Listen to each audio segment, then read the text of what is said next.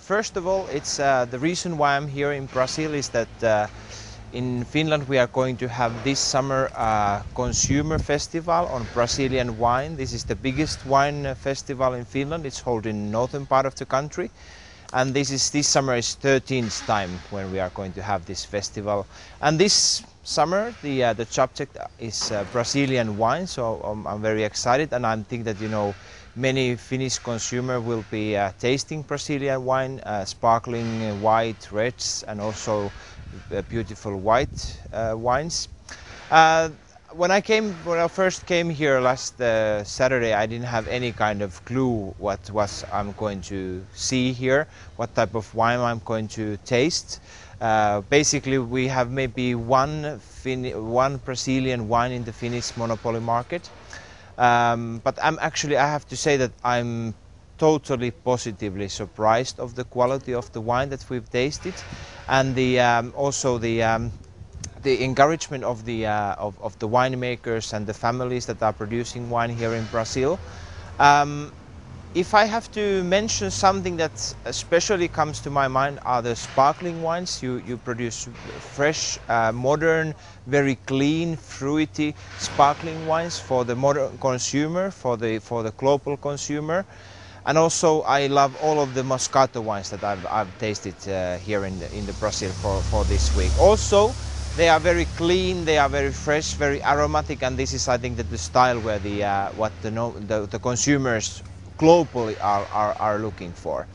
When it comes to the red, also the quality of the red it's been very good, but we've been discussing a lot during this trip that what we are maybe a little bit disappointed is that most of the wineries are only producing varieties like Merlot and Cabernet Sauvignon.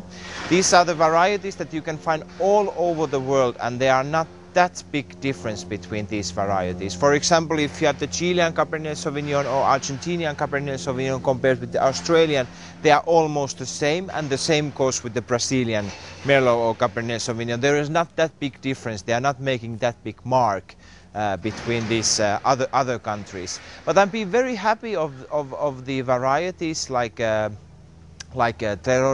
and Nebbiolo, and some of the Italian varieties, older varieties that we have tasted here.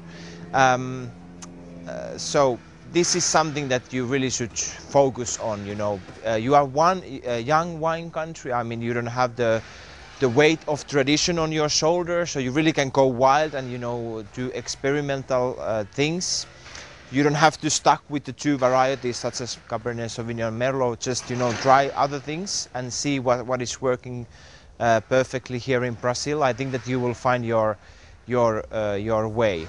Also, something that I would like to encourage your winemakers and producers to do is maybe open their eyes a little bit. What is happening around the world? What is happening in New Zealand? What is happening in Uruguay, Chile, Argentina, Germany? All of these different countries, and maybe winemakers just go there, taste the wines, visit the different vineyards to see how the wine is being produced all over the world. Because this is in my occupation, that's the best thing that you can do. Just go and see how other people are doing great wines all over the world.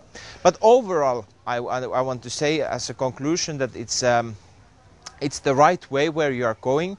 You have high quality wines, you have interesting soils here, and we've seen that you are also working on soils quite a bit, that you are looking for the best soils for the best varieties, and this is the right thing to do. You are on the right way, and I really would like to come here within next 5 years, within next 10 years, within next 15 years, and to see where you will go. And I wish you all the best and all the best luck. And I promise for all Brazilian wine growers that I will speak for your wines not only in Finland and Scandinavia, but in generally in Europe. Thank you very much. Obrigado.